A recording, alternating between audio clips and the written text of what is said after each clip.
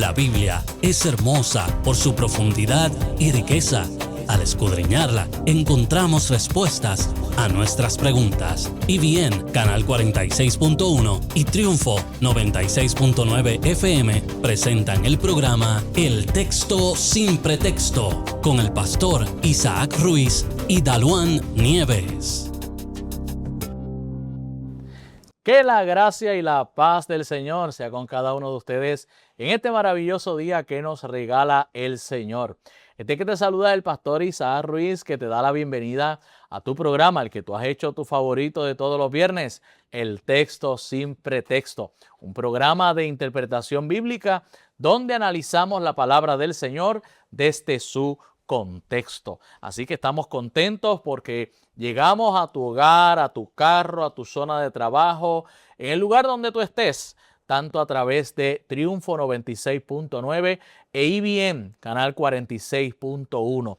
Y damos gracias a Dios que también llegamos a través de las plataformas digitales del Facebook, tanto de Triunfo como de EBN. Llegamos a través de la aplicación, a través del YouTube. Así que mire, tenemos todos los medios habidos y por haber, y gloria a Dios que todos estos medios los estamos utilizando para la expansión del mensaje maravilloso del Señor. Y como todas las semanas, siempre me acompaña la hermana Daluán. Daluán, Dios te bendiga. Amén, bendiciones Isaac. Amén. Bendiciones a nuestros hermanos, amigos que se encuentran en este momento con nosotros para disfrutar, ¿verdad?, de una nueva experiencia, un nuevo episodio de nuestro programa El Texto Sin Pretexto.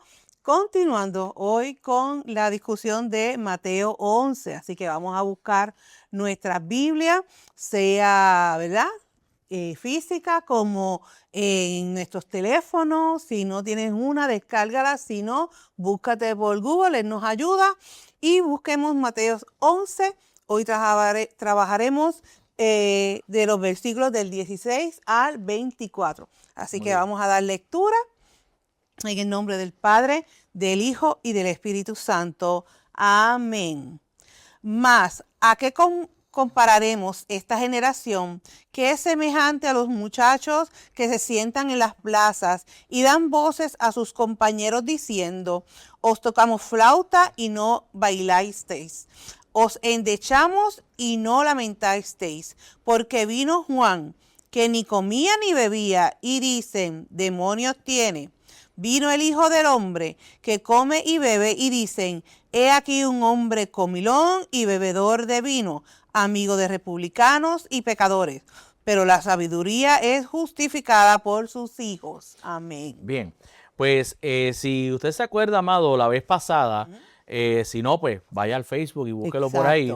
Pero estuvimos tocando el capítulo 11, los primeros versos, sí, donde Jesús habla de la pregunta que le hacen tocante a lo que mandó a decir Juan el Bautista, ¿verdad? Exacto. ¿Eres tú el Cristo? ¿Esperaremos a otro?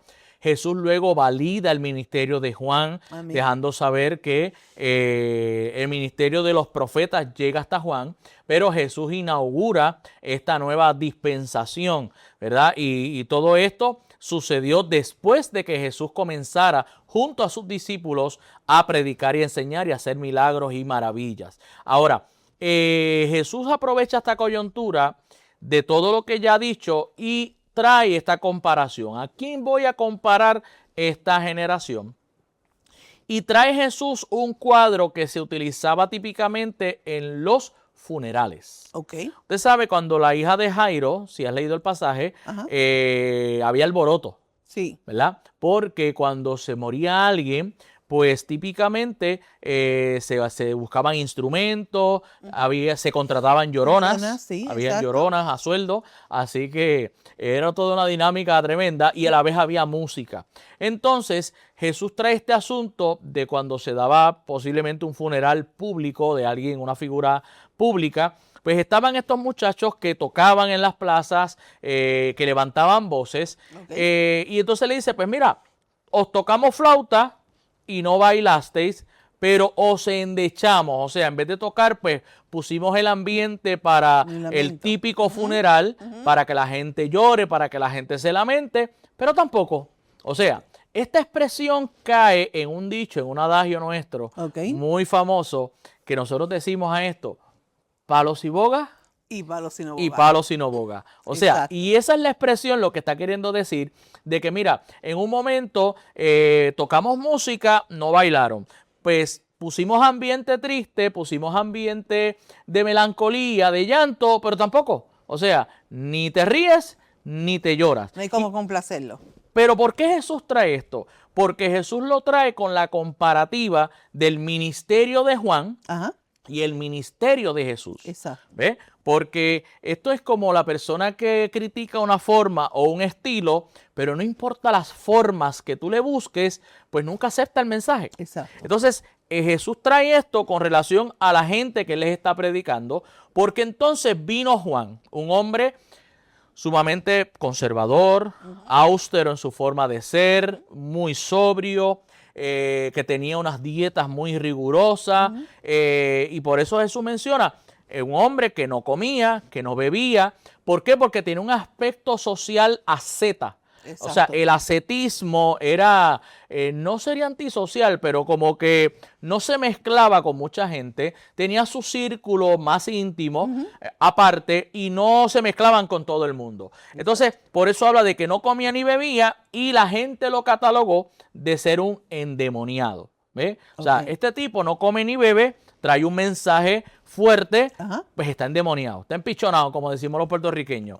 Sin embargo, vino el Hijo del Hombre, haciendo referencia a Jesús, que Jesús socialmente era más chévere, ¿verdad? Era una persona que iba a todos los bautismos de muñeca que lo invitaban, porque la Biblia dice, ¿verdad? Que, por ejemplo, Mateo el publicano hizo un party en su casa, invitó a todos los publicanos, y Jesús fue allí. Exactamente. O sea, Jesús iba donde lo invitaban y aprovechaba la coyuntura para evangelizar, para traer el mensaje. Y pues Jesús es un hombre que come, que bebe, que participa en estas actividades sociales, no es tan austero como Juan el Bautista, y dicen este hombre es un comilón, es un bebedor de vino, amigo de publicanos y de pecadores. Entonces, palos y boga, palos y no boga. O sea, podemos, y vamos a contextualizar esto, podemos tener una persona que predica un mensaje fuerte,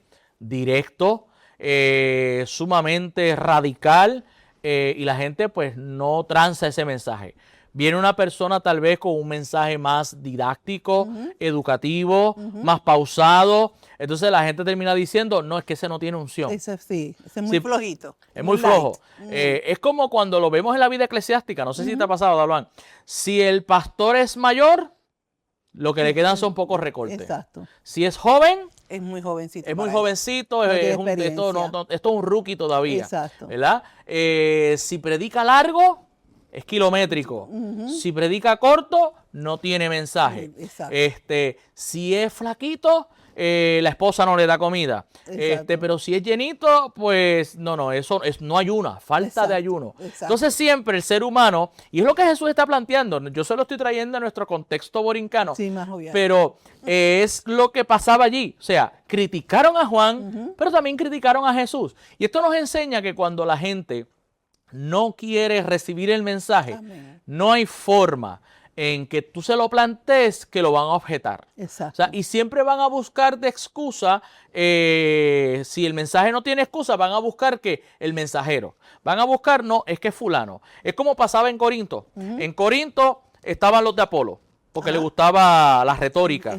Pero no, estaban los de Pablo, estaban los de Pedro. Entonces termina la gente hasta formando facciones dentro de la iglesia, porque nunca hay la forma de complacerles a todos. Por ahí dice un dicho, no hay felicidad completa, ¿verdad? Y Jesús dice luego de esto, pero la sabiduría es justificada por sus hijos, ¿verdad? Aludiendo a la forma en la que Jesús utilizó su ministerio. Pues mira, la forma en que son sus hijos es la manera en que Jesús podía, como Pablo dice, yo me hice griego para los griegos, me hice judío para los judíos, para ver si de alguna manera gano a alguno para Cristo. Y en ese sentido, no es que el fin justifique los medios, sino que tenemos que saber llegarle según la capacidad y según el entendimiento de cada grupo que se le esté ministrando. Pero vamos a seguir viendo el otro pasaje.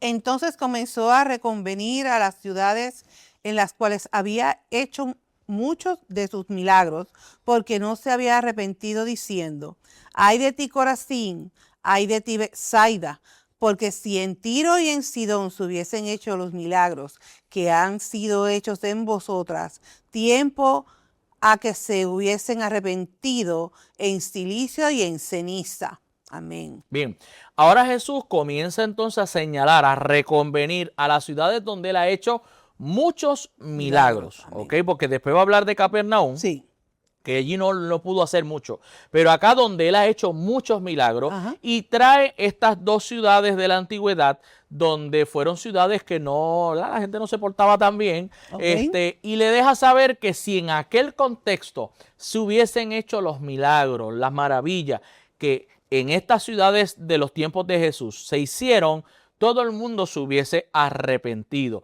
¿verdad? Dejándole claro entonces que han tenido el ofrecimiento, y esto, mire, yo me gusta contextualizarlo. Un Puerto Rico que tiene en el 2009, que es la estadística última que yo tengo, pero en el 2009 tenía más de 16,000 templos, okay, en 100 por 35. O sea, en una isla tan pequeña se ha predicado tanto evangelio.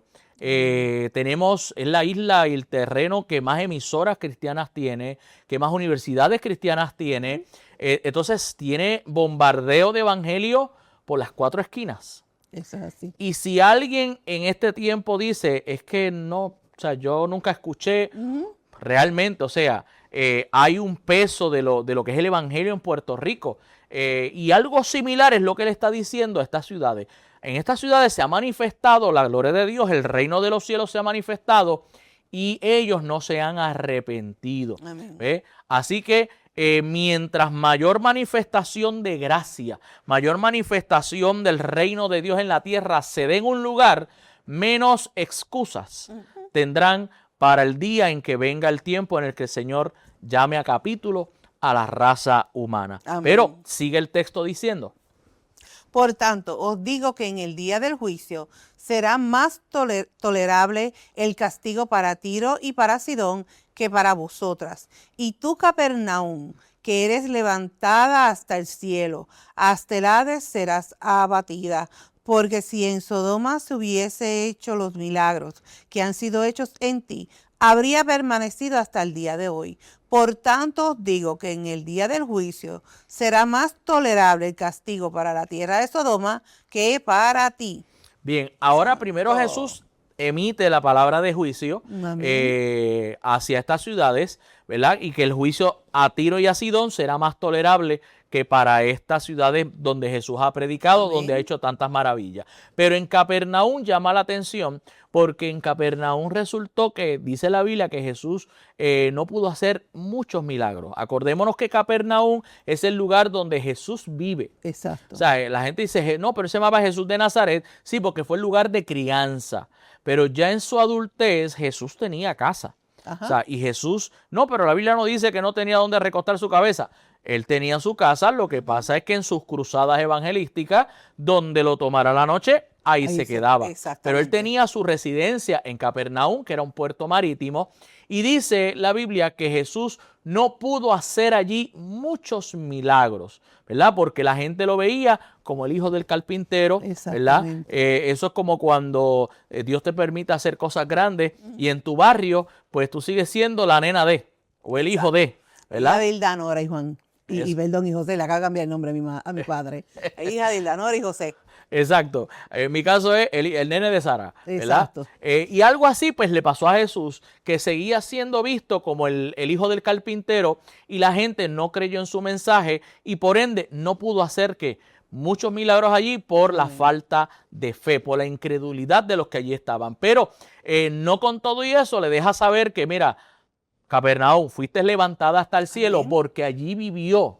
Allí se manifestó el Hijo de Dios, habitó allí, como dice Juan, nosotros estuvimos con él, vimos su gloria. Entonces, sin embargo, le dice, aunque fuiste levantada hasta el cielo, hasta el Hades serás abatida. Porque si en Sodoma, entonces lleva a una ciudad que obviamente sigue siendo símbolo de pecado al día de hoy, sigue siendo destruida, símbolo de lo más abominable. Destruida totalmente. Totalmente, pues sin embargo dice que si allí se hubiesen hecho los milagros, los pocos milagros que se hicieron en Capernaum, pues todavía esa ciudad estuviese allí, porque Dios le dijo a Abraham, si hubiese un justo, yo no la destruyo, ¿verdad que sí? Así que, por tanto, digo que en el día del juicio será más tolerable también el castigo para la tierra de Sodoma que para Capernaum. Así que Jesús cierra esa expresión, ¿verdad?, con una palabra de juicio. Amén. ¿Por qué? Porque el mensaje se predica, pero cada vez, la Biblia dice que cada vez que se predica, cuando no creen, pues ya han sido condenados por Exacto, cuanto no creen. creyeron. O sea, exactamente. pero sin embargo nosotros no podemos dejar de predicar porque no creen. Amén. Porque el no creer de ellos versus la prédica nuestra sigue siendo un martillazo, ¿no? Amén. Sigue siendo ese cantazo que te dice, tienes la oportunidad, Exacto. pero si no la aceptas, así mismo será la condenación. Exactamente así, porque mientras el Señor nos da el espacio para predicar, debemos hacerlo, porque también pecado es saber hacer el bien y no hacerlo. Eso así es así. que, aunque nosotros digamos, no, pero es que a esta sociedad, a esta comunidad, a esta gente de esta área, el Señor le ha mandado tanta palabra, aquí hay tantas iglesias, pero si el Señor te mandó, te ha mandado, te ha enviado a predicarle, lleva la palabra, Eso es amén. porque si no, entonces va a ser desobediente de su parte y condenación para tu vida. Eso es amén. Amén. Así que tenemos que aplicárnoslo. Muy bien. Y queremos aprovechar, antes de pasar a la primera pregunta, queremos recordarle a nuestros hermanos que saben que nos pueden enviar sus dudas, sus preguntas, ¿verdad? Envíelas por ahí por correo electrónico en su contexto 96.9 @gmail.com o al número de teléfono 787-503-4125. 787-503-4125. Mándenos su mensaje por WhatsApp, por mensajería regular, que con mucho gusto vamos a estar recibiendo, ¿verdad?, cada una de estas preguntas para compartirlas en este espacio maravilloso. Y vamos con la primera pregunta que tenemos para hoy. ¿Qué significa el pecado original? Muy bien, vamos a hablar un poco sobre el pecado original. Y esto tiene que ver con la condición caída, ¿verdad?, del ser humano o de la naturaleza humana. Hubo un erudito llamado Jonathan Edwards que escribió un enorme tratado sobre lo que es el pecado original.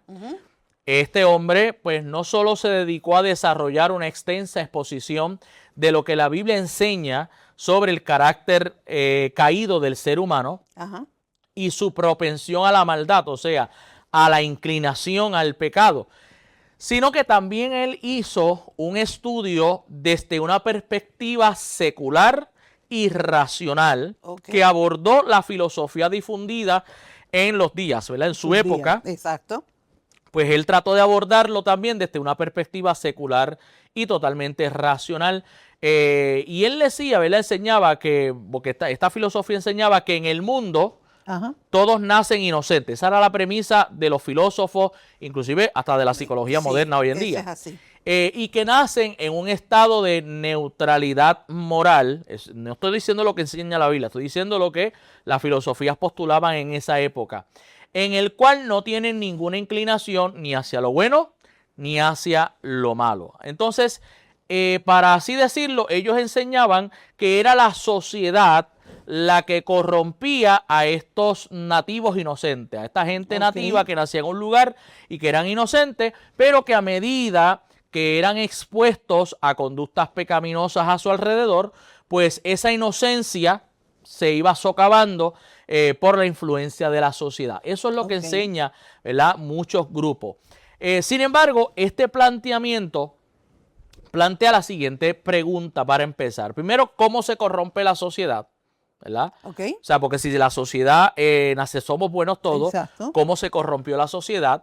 Si la sociedad está formada por personas, y obviamente la otra pregunta, ¿por qué tanta gente ha pecado? ¿Verdad? Una de las cosas que llegó a formular Edwards es que si realmente hubiésemos nacido en un lugar donde todos somos inocentes, pues tendría que haberse dado una estadística por lo menos de 50 y 50. O sea, Edwards decía, mira, si somos inocentes todos y es la sociedad la que nos daña, como la psicología moderna trata de decir hoy en día, pues por lo menos la mitad debe de inclinarse al mal y la otra mitad, pues por lo menos ser buenos, ser morales, ser correctos y ser inocentes. Ahora, el descubrimiento que hace Edwards es que no es la mitad y mitad. O sea, el descubrimiento que él hace es que todos los seres humanos pecamos. O sea, y eso porque quiero traer esto, porque hacia ahí es que va el asunto del pecado original. O sea, si nacemos en una sociedad buena, moralmente, pues tendríamos muchos por lo menos que no pecaran. Nunca mienten, nunca hacen nada malo, pero eso no es lo que la práctica nos enseña o nos evidencia. Entonces, ¿por qué la gente peca? Ahí es donde entra la doctrina del pecado original. Y esta doctrina enseña, ¿verdad?, que las personas pecamos porque somos pecadores. No se trata de que seamos pecadores porque pecamos. O sea, en palabras del rey David, en pecado me concibió mi madre. La versión popular de la Biblia dice, soy malo desde que nací.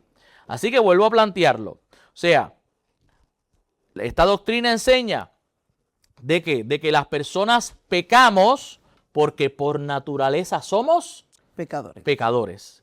Y no es que seamos pecadores porque pecamos. No es un proceso que pasa, no es que somos influidos, sino porque está en nuestro ADN, ¿verdad? Así que peco porque soy pecador. Y eso es lo que establece la doctrina del pecado. ¿Por qué? Porque a través de Adán, todos recibimos entonces que la herencia del pecado. Adán pecó, todos los seres humanos que nacimos ya con esa maldad en nuestro gen. Por eso uno de los frutos que usted ve en los niños cuando se van desarrollando es el sentimiento egoísta. Cuando los niños comienzan a hablar, yo siempre lo he visto una y otra vez, y no es que sea tan viejo, pero cada vez que tengo la oportunidad de ver los niños desarrollarse, la primera palabra o una de las primeras que aprenden es mío. Pero no es mío de que esto es mío. Es mío con la perreta, con el llanto, con ese egoísmo de que no lo quieren compartir con nadie. ¿Verdad? ¿Y quién le enseña a un niño recién nacido a no compartir? Nadie. Viene en nuestro ADN. O sea, viene en nuestro ADN de que no queremos compartir. O sea, somos egoístas desde nacimiento. ¿Ve? Y eso es lo que el pecado original establece. Así que tenemos una naturaleza del pecado. Ahora, el Nuevo Testamento dice que estamos bajo pecado, que tenemos una disposición hacia la maldad y que todos cometemos pecado porque nuestra naturaleza es esa. Por eso es que necesitamos nacer de nuevo. Necesitamos que nacer del agua y del Espíritu, ese nuevo nacimiento para, como dijo Pablo, ya no vivo yo, vive Cristo en mí. Y las cosas que yo hacía, ya no las hago más. O sea, se trata de un nuevo nacimiento que no es por esfuerzo humano. O sea, esto no es por moralidad, esto no es por lo ético que seamos, no, tenemos que nacer de nuevo. Y esto es una operación que solo se hace mediante el Espíritu. Hay tres procesos importantes, la regeneración, la justificación y la santificación. Todo ese proceso es solamente posible por el Espíritu Santo. ¿Y qué es la regeneración? Es ese acto donde somos transformados, donde nuestra mente cambia, donde nos cambian el chip y nos ponen la mente de Cristo. ¿Ve? Eso solo es posible a través de Cristo. Así que donde reconocemos que cuando cometemos pecado, decimos no, lo hice mal y nos humillamos delante del Señor, pedimos perdón y levantamos de nuevo. Amén. Eso es amén. Así que ya usted sabe, el pecado original no es que nacemos en una sociedad inocente, no, es que ya el pecado viene en nuestro ADN y si usted pone 100 personas recién nacidas en una isla, créame que eso va a ser un desbarajuste. ¿Sí? ¿Por qué? Porque somos malos de por sí. No es que la sociedad nos corrompe, amén, es que ya eso viene en nuestra naturaleza como tal, por causa del pecado original. Pero mis amados, vamos a ir ya a una pausa. Nos faltan otras preguntitas más que tenemos en la mesa, pero si usted se está conectando ahora, no se vaya, manténgase ahí en sintonía, manténgase conectado y avísele a todo el mundo. Déjele saber a su primo, a su tío, a su vecino, a campo, a pueblo y a playa, y déjele saber que el texto sin pretexto ya comenzó. Así que regresamos en breve. Sigue con nosotros en El Texto Sin Pretexto.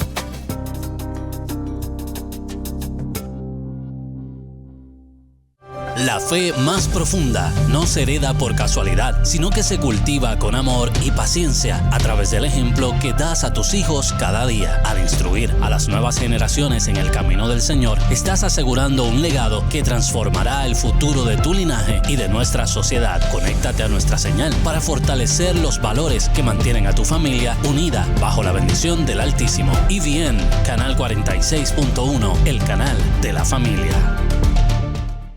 Dios te bendiga, te habla el pastor Isaac Ruiz y su hermana Dalwan Nieves. Y queremos invitarte a que sintonices el programa del Texto Sin Pretexto, un programa de interpretación bíblica donde analizamos la palabra del Señor desde su contexto y donde también contestamos cada una de las preguntas que ustedes nos envían. ¿Y cuándo se transmite? Este programa se transmite todos los viernes a la 1 de la tarde a través de EVN, Canal 46.1 y Triunfo 96.9 y a través de cada una de las plataformas digitales. Así que te esperamos en nuestro próximo programa del Texto Sin Pretexto. Bendiciones. Ya regresamos con más de El Texto Sin Pretexto.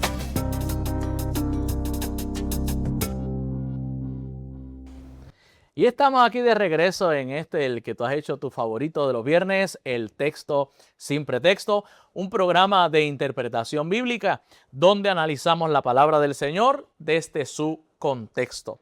Y Dalwan, ya estuvimos trabajando una de las preguntas, nos quedan unas 3 preguntitas por ahí, pero queremos enviarle saludos, ¿verdad?, a nuestros hermanos que se conectan fielmente a través de las redes, ¿verdad? Queremos solicitarle a todos los que están conectados, mire, es la manera que tenemos de poder medir, ¿verdad?, desde dónde nos están viendo, hacia dónde estamos llegando.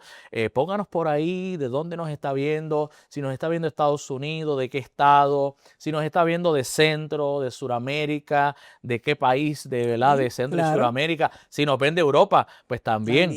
Amén, ponga ese país ahí de donde usted nos ve. En la iglesia para mandarle saludos. Amén, claro que sí, así que escriba por ahí, pues queremos saludarle. Así que nuestra hermana Dalwan le saluda en esta hora también. Claro que sí, muchas bendiciones, gracias por estar conectados, gracias por decir siempre presente, por impulsarnos a continuar con esta labor que el Señor ha puesto, ¿verdad?, sobre nuestros hombros, la cual disfrutamos muchísimo. Eso es amén. ¿Sí? Y queremos aprovechar, como ustedes saben, que siempre buscamos o tratamos de buscar algún recurso para nuestros hermanos que les gusta estudiar la palabra del Señor. Y es que mire, aquí tenemos un compendio portavoz de teología. ¿Ok? Vamos a pedirle por aquí al señor director que lo enfoque. Aquí lo tenemos. Así que es un compendio, ¿verdad? ¿Por qué es compendio? Porque lo que hace es que resume un poco las diferentes perspectivas teológicas, ¿verdad? Tiene tanto teología de corte evangélico, de corte reformado, de corte, por ejemplo, carismático pentecostal. O sea, que tiene un compendio de diferentes temas, ¿verdad? De diferentes temas. Y lo que hace es que resume desde las diferentes perspectivas lo que se enseña con relación a un tema en particular. Muy Así interesante. que esto es importante, ¿verdad? Porque tal vez no es una obra completa, reformada o pentecostal o evangélica, pero te da un insumo, ¿verdad? De lo que ciertas perspectivas puedan enseñar con relación a un tema X, ¿verdad? En un momento dado, porque a veces uno pues solamente tiene una visión, ¿verdad? Tal vez lo que es la visión nuestra, pero siempre es saludable aquel que está estudiando, que está profundizando, pues ver las otras formas en que otros grupos pues también manifiestan. Así que para la persona que es estudioso, ¿verdad? O que está posiblemente también estudiando su bachillerato, su maestría, su doctorado, Amén. pues le ayuda, ¿verdad? A darle ese insumo. ¿Y dónde usted lo va a conseguir? Pues usted lo consigue en la librería Pentecostal Mizpa, en las oficinas centrales de la Iglesia de Dios Pentecostal, aquí en la carretera 177, en el primer piso. Y allí usted va a preguntar por nuestro hermano Anthony Ocasio, nuestro Amén. señor gerente y pastor. Así que usted le dice, mira, es que lo vi en el programa del texto sin pretexto. Y él se encarga de darle un cariñito Amén. para que usted salga beneficiado. Amén. Así que, Muy bien, pero, bello. Dalvan, seguimos con Claro. las preguntas. Continuamos con la pregunta número 2. ¿Cuáles son las diferencias esenciales en la estructura de la iglesia? Muy bien. De domingo, vamos a ver. Pues mire, esta pregunta viene por el hecho de que las diferentes iglesias tienen diferentes formas de gobierno, ¿verdad? Y a veces la gente se confunde cuando visita una iglesia, visita otra, pero no, es que en la mía lo hacen así, Exacto. en la tuya lo hacen de otra manera, en lo que es la forma de gobierno, pues cambian. Y pues vamos a hablar sobre esto, ¿verdad? Que no es una pregunta tal vez tan bíblica, pero sí apela a la eclesiología moderna, ¿verdad? Cómo las iglesias, sus diferentes grupos, diferentes denominaciones, administran el gobierno de la misma. Muy Así importante. que hay básicamente tres estructuras diferentes entre las iglesias cristianas, ¿verdad? Lo que se conoce como la forma de gobierno episcopal, tenemos la forma de gobierno presbiteriana y tenemos la forma de gobierno congregacional. ¿Okay? Muy bien. Y la mayoría de las iglesias se encuentran en una de las tres categorías, pero yo me atrevo a decir que a veces tenemos, debido a las evoluciones que se han dado, que tenemos también, como en el caso de los pentecostales, muchos pentecostales, tenemos un chispito de todo.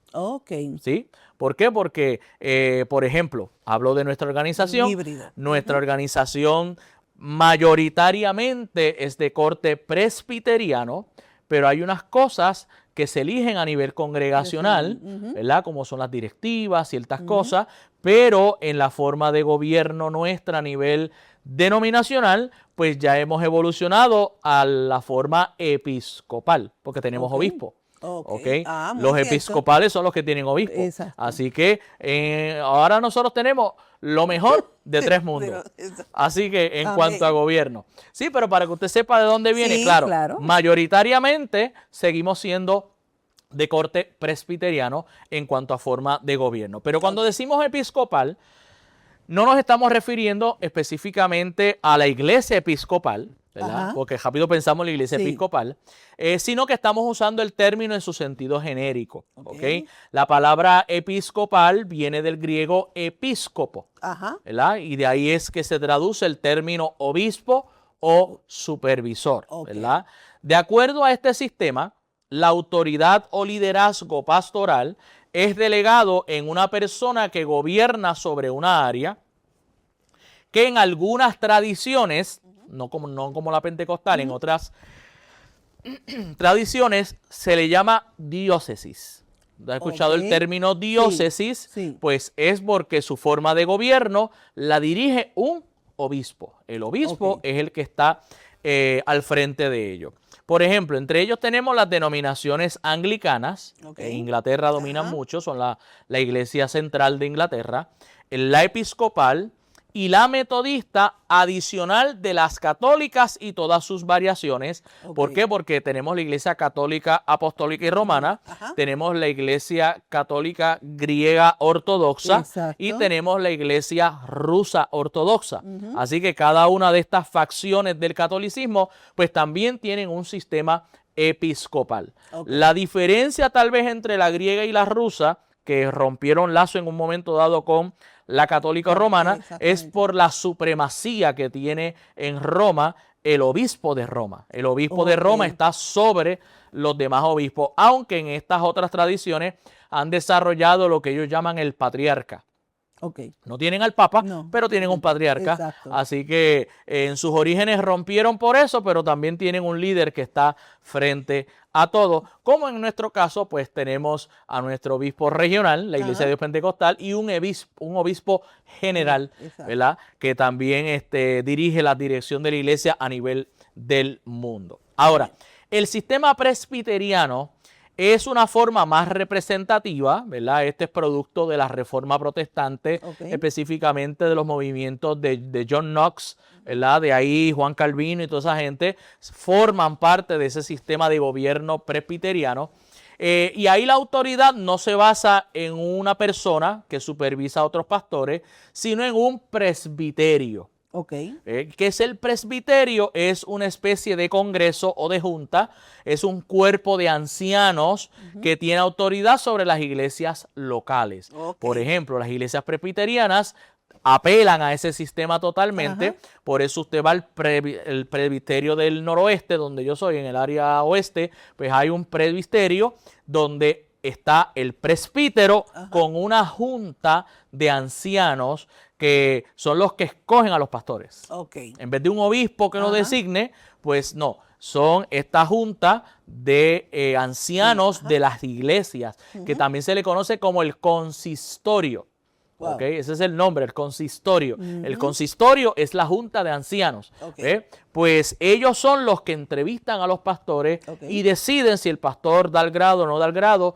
Claro, son personas sobresalientes en sus iglesias, con muchos años de experiencia, por eso el término anciano, no por vejez, sino por la experiencia y la madurez que tienen en este caminar del Señor. Ahora, en el sistema congregacional, las congregaciones locales no están conectadas unas con otras por obispos ni por presbiterios, excepto por asociación libre y voluntaria. O sea, ellas se unen, pero no es que están unidas ni por una denominación, ni porque un obispo es el jefe, ni por un presbítero. No, nada de eso. La autoridad y estructura de la iglesia tiene su base en la congregación local. En ese caso, cuando se va a escoger un pastor, es la congregación la que se le trae este candidato y son ellos los que votan, ¿verdad? Es más, deciden a veces darle un año. Le dan un año y en ese año de prueba, cuando pasa, la iglesia vuelve a votar si el pastor se queda permanente. Porque si no pasa el año de prueba, pues no dio el grado. Y ese es el tipo de forma de gobierno congregacional donde, por eso es que yo digo, nosotros los pentecostales GMI, en ese sentido por lo menos de cómo designamos a los pastores, somos de corte presbiterianos, aunque tenemos un obispo que es de corte, ¿verdad? Eso es corte episcopal, pero nosotros escogemos los presidentes de sociedades, los miembros de la junta, por voto de la congregación, pero los pastores no se escogen por voto de la congregación, sino que la junta recibe, ¿verdad? Vamos a decirlo así, el poder delegado de la iglesia lo tiene la junta y la junta es entonces quien tiene la responsabilidad junto al presbítero, ¿verdad? De hablar con el pastor, se designa por el obispo, así que tenemos, ¿verdad? Una buena mezcla de los tres sistemas de gobierno. Muy interesante, muy interesante. Así que, y claro, todas estas formas tienen algún tipo de autoridad gobernante. No es que no exista una forma gobernante en cualquiera de ellas. Todas ellas tienen su forma de gobernarse y de tener un liderazgo dentro de la comunidad de creyentes. Pero esto también va a tener sus efectos en la forma litúrgica. Pues los episcopales tienden a ser un poco más metódicos, su forma de adoración, su liturgia, etcétera.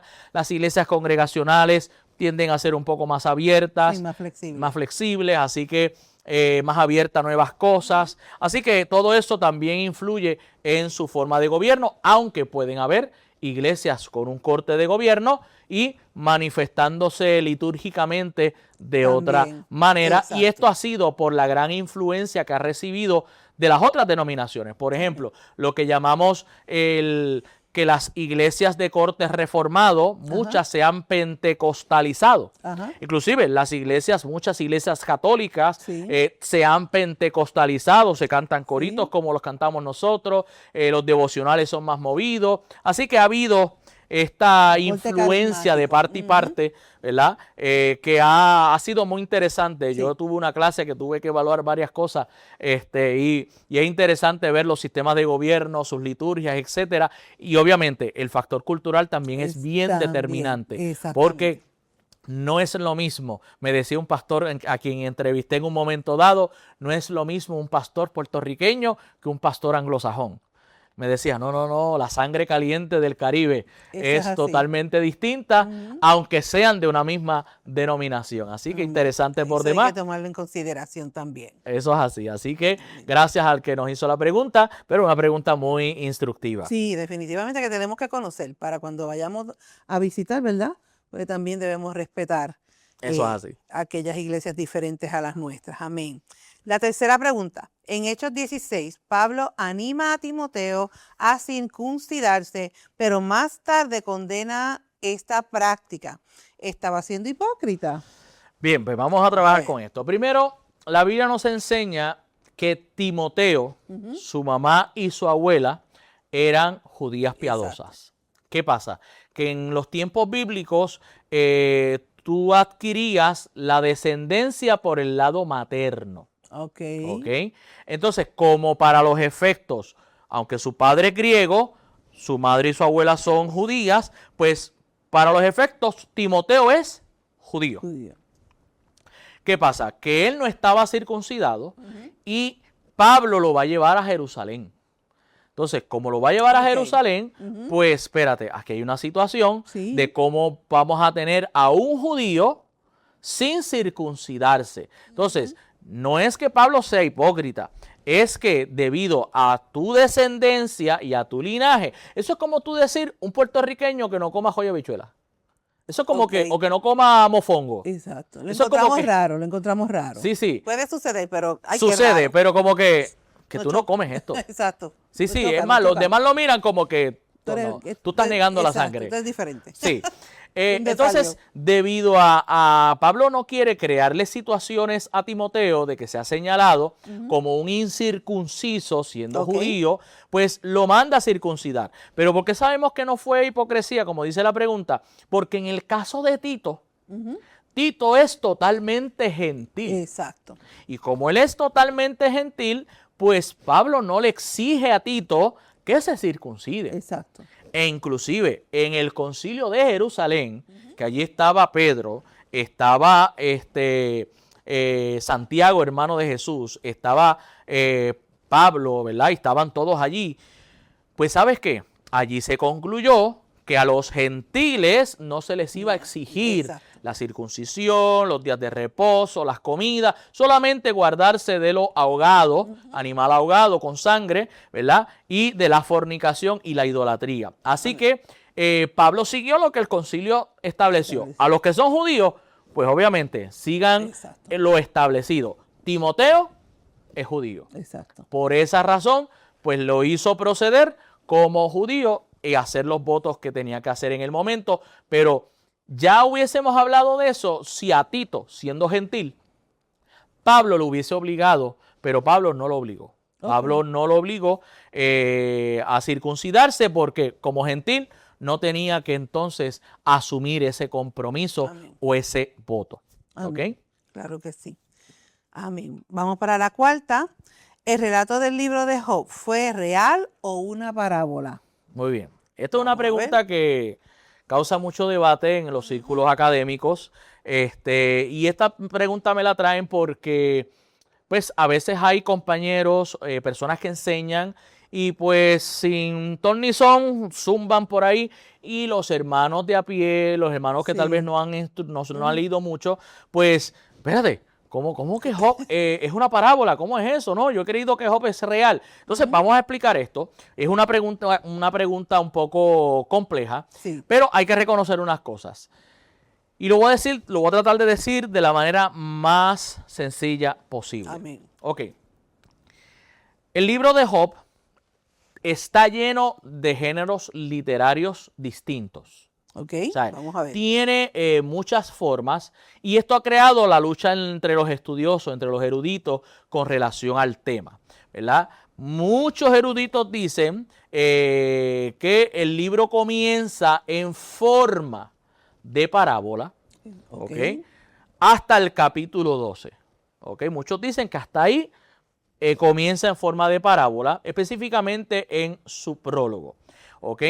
Sin embargo, la estructura del libro sobrepasa la de una parábola. O sea, no solamente se queda con parábolas, sino que utiliza otros géneros, ¿verdad? Se trabajan también ciertos conceptos teológicos. Ahora, lo que yo creo, y leía unos cuantos eruditos con relación al tema, es que Job fue una persona real, fue una persona que existió, pero el autor toma su historia, su experiencia, su vivencia, y le añade todos estos géneros y todos estos conceptos teológicos para traer una enseñanza. ¿Ve? O sea, que no es que Job no haya existido. Sí, Job existió, fue una persona real, inclusive el mundo judío así lo reconoce, pero el mismo mundo judío sabe que en medio de este relato, de esta persona que existió, hay que unas composiciones teológicas que está queriendo trazar el autor para enseñar unas verdades. Es como cuando usted ve una película que dice basada en hechos de la vida real. ¿Qué te está diciendo? No es que la película es ad verbatim, todo lo que pasó.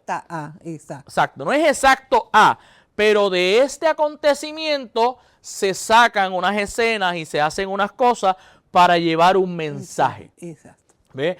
Entonces, eso es lo que la mayoría entiende. Job, existió Job. Fue una persona real. Pasó por unas situaciones adversas, pero en el libro se utilizan cada situación y se utiliza el lenguaje, se utilizan las figuras para entonces ¿qué? Traer una enseñanza teológica y una enseñanza moral en el libro. Así que, ¿verdad? Para nuestros hermanos que a veces escuchan algunos por ahí, no, que Job no existió. Sí existió, pero...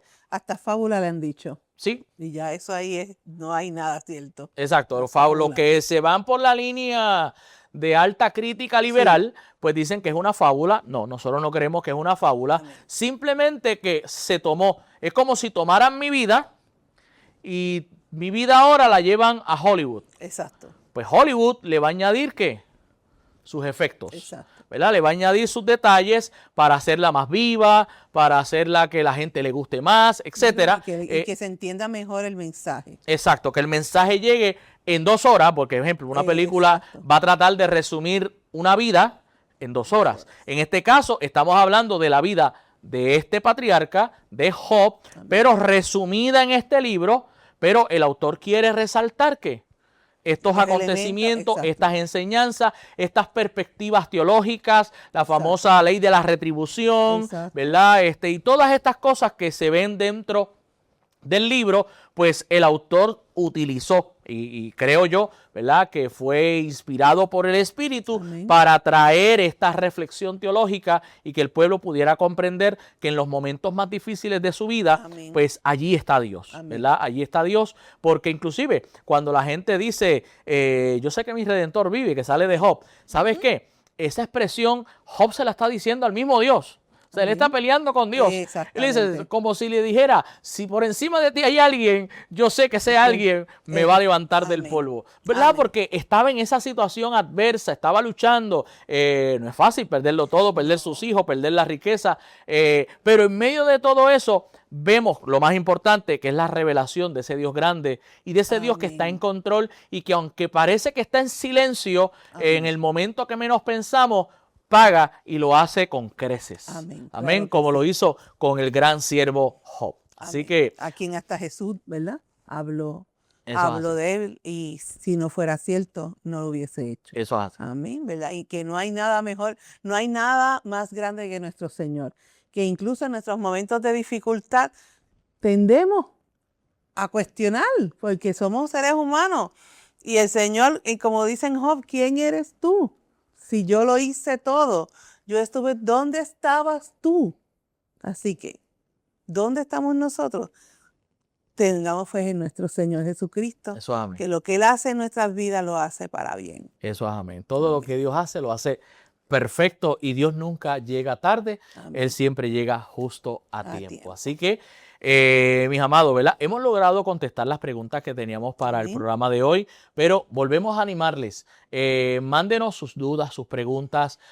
Acuérdese que todas las preguntas son igualmente válidas. Amén. En esa pregunta que usted piensa que es insignificante, que es tonta, que es boba, no hay preguntas bobas, sino que, amado, hágalas, envíelas, ya sea a través del correo electrónico en su contexto 96.9 @gmail.com o envíela al número de teléfono por mensajería al 787-503-4125, 787-503-4125. Y, Dalvan, unas últimas palabras finales antes de irnos. Claro que sí, muchas bendiciones a todos nuestros hermanos. Gracias por estar con nosotros. Como siempre, mi consejo, si no asiste a ninguna iglesia, busque una iglesia cerca, congréguese, reciba al Señor Jesucristo como su Salvador.